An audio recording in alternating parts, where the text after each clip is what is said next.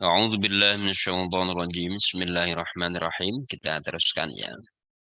Sekarang kita masuk ke ayat yang ketiga. Ar-Rahman Ar-Rahim. Ya. Dia yang Maha Pengasih, Dia yang Maha Penyayang. Arti luasnya, Dia yang Maha Pengasih dari segala yang punya kasih. Dan Dia yang Maha Penyayang dari segala yang punya sayang. Dia yang Maha Pemurah dari yang pemurah. Kasih sayang Allah mendahului segala sifat dan keputusannya. Dalam alam ciptaannya, juga dalam diri manusia. Ya. Kasih sayang Allah tergambar jelas dan terasa tajam. Demikian pula dalam ketentuan dan tatanannya. Baik, ini Prof. ini menuliskan membentang makna dari Ar-Rahman Ar-Rahim ya, yang sebagian sudah kita sampaikan kemarin ketika kita membaca Bismillahirrahmanirrahim. Dan ayat ini yang ketiga ini diulang lagi Ar-Rahmanirrahim, semakin menegaskan bahwa sifat Allah yang dominan itu adalah Ar-Rahman Ar-Rahim. Ya. Dan Ar-Rahman Ar-Rahim ini meliputi segala sesuatu. Baik dalam diri kita sendiri, dalam diri manusia itu sendiri, maupun di luar diri manusia, alam ciptaan yang terbentang luas itu, semua keputusannya itu landasannya adalah Ar-Rahman Ar-Rahim. Jadi Allah memberikan hukuman, Allah memberikan nikmatnya, itu landasannya adalah Ar-Rahman Ar-Rahim. Ya. Jadi ini mungkin yang perlu kita resapi, Pak. Segala keputusannya itu berarti kan semua yang beliau titahkan, yang Allah titahkan. Jadi Allah titahkan baik itu sesuatu yang bagi manusia itu terasa tidak menyenangkan, apakah berupa ujian, berupa azab, berupa apapun, itu landasannya adalah Ar-Rahman Ar-Rahim. Kesan tauhid pada ayat ini sangat terasa. Tiada yang sepengasih dia, tiada yang semurah dia. Segala permohonan dikabulkan dengan syarat, satu, menapaki jalan yang dia tunjukkan, dua, beriman penuh kepadanya. Ya, ini beliau tulis sebagai resapan dari surah Al-Baqarah ayat yang ke-186. Ya. Wa idza sa'alaka 'ibadi anni fa inni qarib. Ujibu da'watad da'i idza da'ani. Nah, syaratnya falyastajibu li wal yu'minu bi. Falyastajibu itu berarti dia menjawab perintah-perintah Allah. Artinya apa? Mengikuti, dia menuruti apa yang menjadi kehendaknya Allah. Falyastajibu li. Jadi ijabah itu pasangannya istijabah. Ijabahnya Allah itu pasangannya adalah istijabahnya manusia. Kita kalau mau dapat ijabah dari Allah ya kita harus istijabah. Istijabah itu adalah falyastajibu tadi, falyastajibu. Jadi ijabahnya Allah itu berkorelasi dengan istijabahnya manusia. Meskipun ijabahnya Allah itu seringkali tidak bukan merupakan diktean dari manusia. Maksudnya begini. Jadi semua kehendak manusia kan tidak semuanya harus diijabahi oleh Allah. Dan tidak semua yang diterima oleh manusia itu merupakan permintaannya. Tidak semua yang diterima manusia itu merupakan permintaan. Karena banyak atau bahkan mungkin lebih banyak yang Allah berikan itu bukan karena permintaan kita. Yang itu dominan. Kita tidak minta lahir, Allah berikan kita lahir. Kita tidak minta jenis kelamin, Allah berikan kita jenis kelamin yang tertentu kan ya. Itu kan pasti itu. Oke. Ayat ini menjelaskan hubungan Allah dengan hambanya. Manusia yang sangat tergantung dan rindu kepadanya, dan Allah yang membuka lebar-lebar kasih sayang dan ampunannya. Maka berbahagialah yang beriman dan berusaha mendekat untuk menjadi hambanya terkasih, erat hubungannya dan dekat. Ya. Jadi Ar-Rahman Ar-Rahim ini juga mengandung makna bagaimana relasi hubungan manusia dengan Allah, Allah dengan manusia, relasinya adalah relasi kasih sayang. Kita juga temukan ayat lain ya. Allah itu menggunakan redaksi untuk hambanya itu cinta. Qul in kuntum tuhibbunallah. Itu kan cinta. Katakanlah kalau kalian mencintai Allah. Berarti yang dikehendaki oleh Allah itu adalah kita membangun relasi dengan Allah itu bukan sekedar relasi hamba dan majikan. Tetapi relasi yang dibangun atas dasar cinta. Allah mencintai hambanya, hambanya juga harus membangun landasan relasi tadi dengan landasan cinta. Ya. Di hadis itu juga ada ya.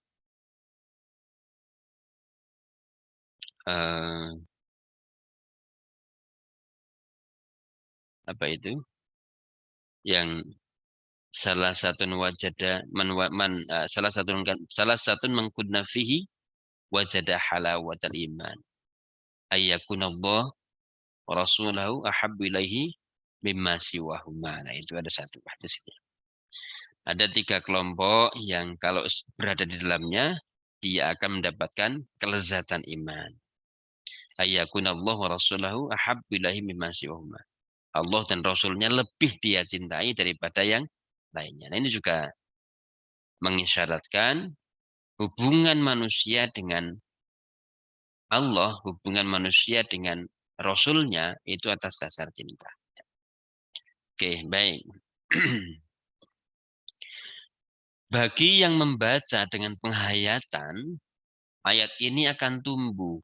1, optimisme yang kuat dalam menghadapi kehidupan.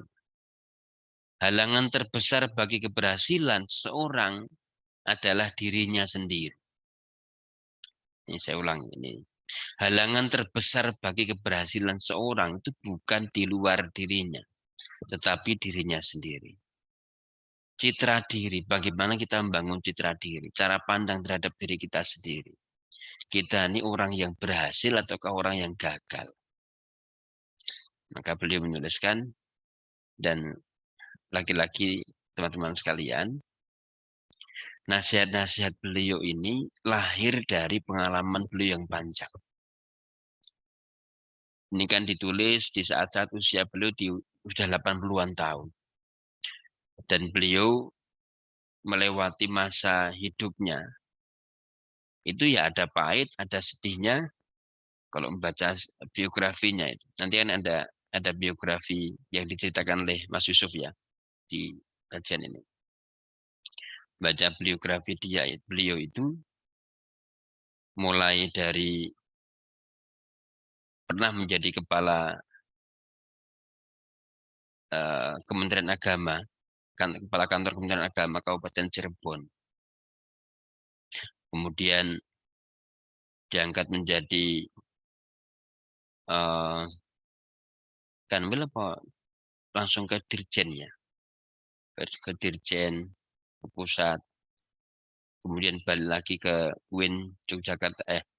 Sebelumnya pernah rektor UIN ya, menjadi rektor UIN. Dr. Wensan Kalajaga, IAIN waktu itu. Kemudian jadi dirjen, dari dirjen balik ke UII menjadi rektor UII. Jadi beliau dalam kehidupannya itu banyak di posisi-posisi yang strategis dalam apa namanya pengabdian beliau itu. Ya. Semangat yang tinggi dalam menjalankan perintah Allah dan menjauhi larangannya karena semuanya membuahkan kasih sayangnya. Oke, ya. Jadi membaca ayat ini itu hendaknya menimbulkan atau menumbuhkan rasa semangat yang tinggi dalam menjalankan perintah Allah. Karena semuanya itu membuahkan kasih sayangnya. Jadi setitik perintah yang kita lakukan, kecil apapun, apakah hanya sekedar kita, ya apapun lah, pengabdian yang kamu lakukan sekecil apapun, itu akan membuahkan kasih sayang Allah. Akan terbalaskan dengan kasih sayang Allah. Nah itu. Yang ketiga, implikasi dari penghayatan terhadap ayat ini adalah ringan menjalankan agama dan kuat menaklukkan nafsu. Karena agama adalah rahmat Allah yang terbesar.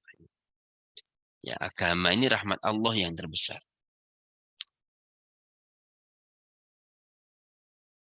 Ini coba Anda bayangkan Allah tidak menurunkan agama. Bagaimana kekacauan masyarakat terjadi dan itu tidak ada pembimbing. Karena orang kalau hanya menemukan kebenaran itu dengan akalnya, itu terjadi seperti para filosof. Tidak dipandu dengan agama, itu tidak akan menemukan kebenaran yang sejati. Meskipun dia bisa berspekulasi, oh kebenaran itu begini, begini. Dan itu yang dilakukan Nabi Ibrahim alaihissalam.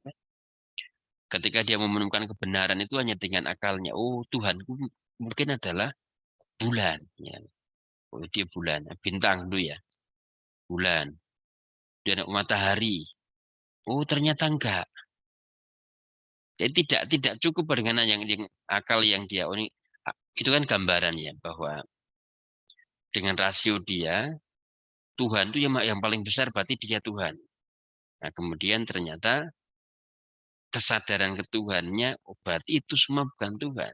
Tuhan adalah di balik itu semua yang menciptakan segala sesuatu. Nah, itu.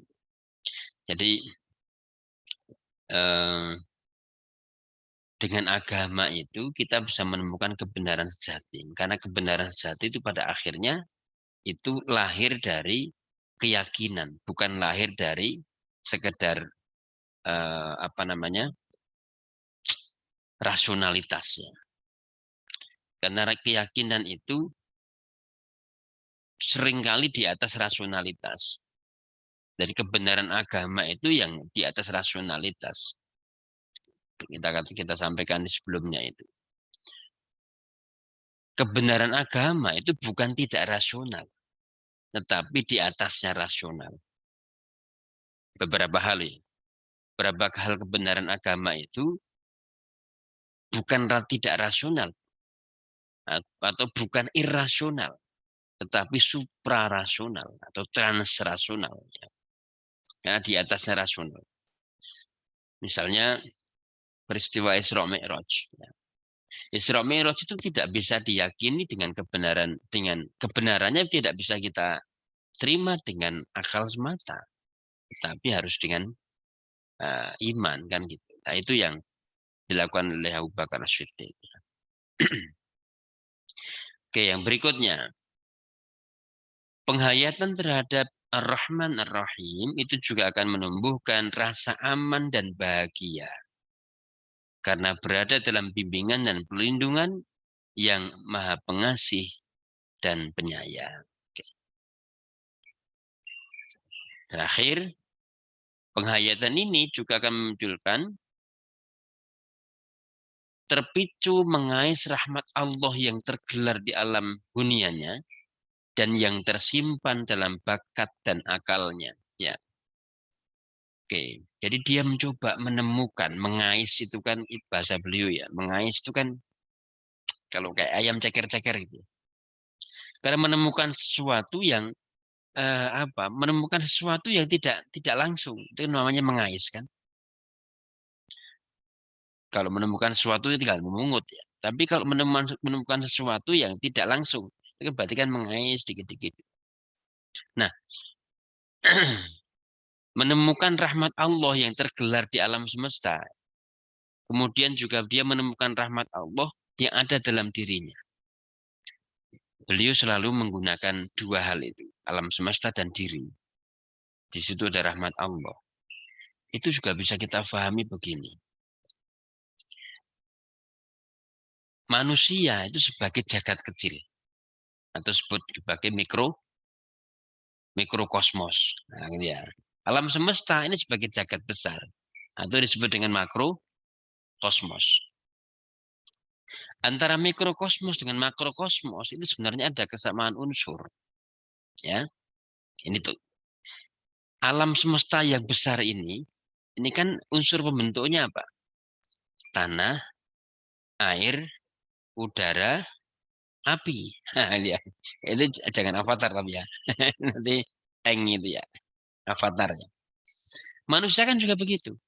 Ada unsur tanah, ada unsur air, ada unsur udara, ada unsur api.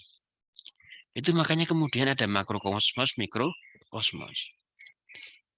Coba, di manusia juga ada unsur air pasti. Bahkan 80% manusia itu terdiri dari air. Unsur tanah, tercipta dari tanah. Nanti akan kembali menjadi tanah ketika hidup, mati. Ya. Unsur udara dalam diri manusia juga butuh oksigen, ada oksigennya. Unsur api, ada pembakaran, ya, menghangat tubuh. Kan ada unsur api. Ya. Nah, ini juga keseimbangan alam empat ini. Keseimbangan empat unsur ini dalam diri manusia itu juga sama dalam alam semesta. Kalau unsur misalnya di bumi ya, unsur api saja. Unsur api itu kalau tidak ada pengeluaran, misalnya tidak ada gunung berapi, itu meledak itu. Jadi kan gunung berapi kan berfungsi sebagai mengeluarkan panas bumi kan, nah, kira-kira begitu. Nah, seterusnya. Belum lagi dari sisi kalau kita perhatikan bagaimana tubuh manusia ini itu nanti juga akan memiliki unsurnya akan menyatu dengan unsur bumi ketika sudah meninggal. Itu menjadi betul-betul sudah nggak kelihatan lagi unsur manusianya. Baik. Nah, rahmat Allah itu semuanya bisa kita temukan baik dalam makrokosmos maupun mikrokosmos gitu ya. Mikrokosmos dari kita sendiri, makrokosmos alam semesta. Selain rahmat Allah yang dinikmati manusia pada jasad dan huniannya, lagi-lagi dua hal. Allah memberi kemurahan yang sangat bernilai di antaranya.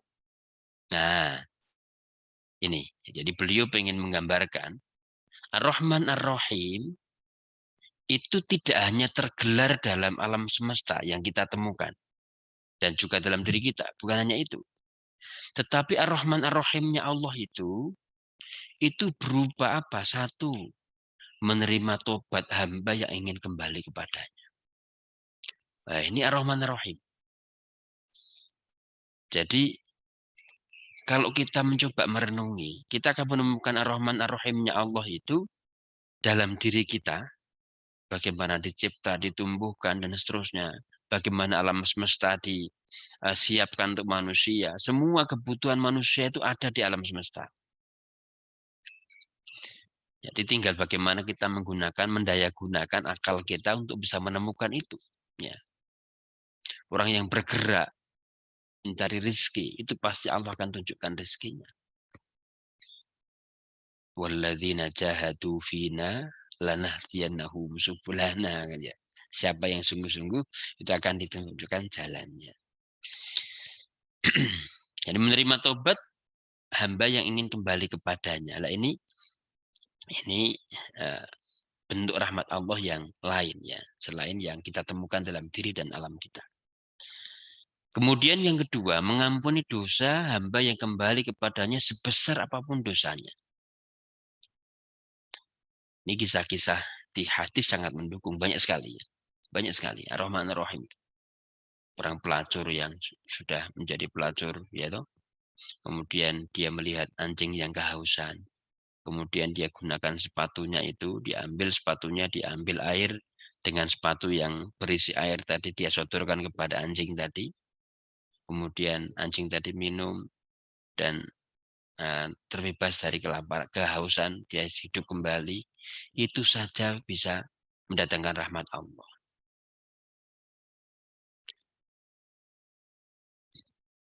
Ini kemarin juga sebelumnya itu. Ini saya ceritakan dikit ya. Ada kucing datang ke sini.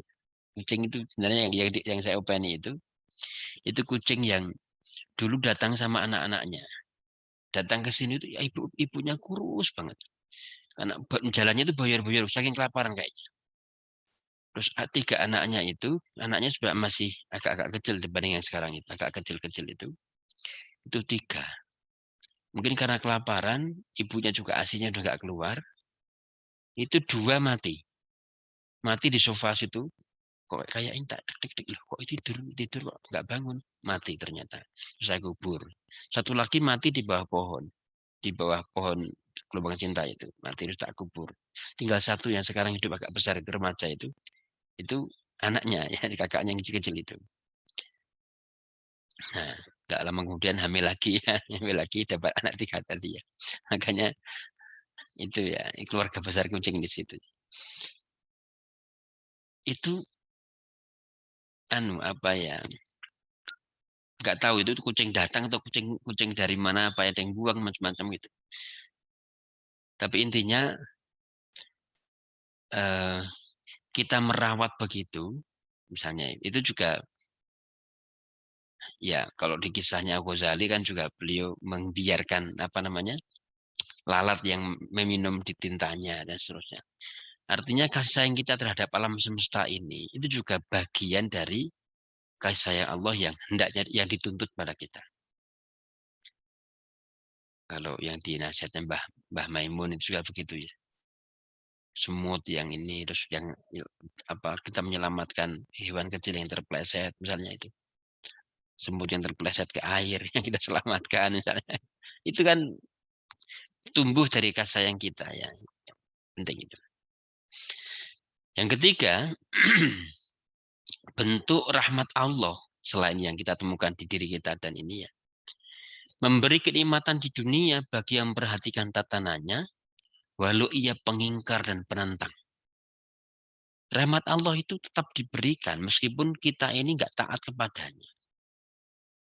Coba, antara yang rajin, misalnya rajin sekali beribadah kepada Allah, rajin, tahajudnya, puasanya, gitu. Dengan yang tidak rajin, bisa karpe dewe, misalnya gitu ya, karpe dewe uripe, itu sama-sama mendapatkan rahmat Allah tidak? Sama. Jangankan itu, dengan yang bermaksiat terus setiap hari saja, mereka minum apa, zina apa, mungkin itu saja masih mendapatkan rahmatnya Allah. Rahmat dalam arti menikmati kehidupan di dunia, ya, dapatkan oksigennya gratis dan seterusnya.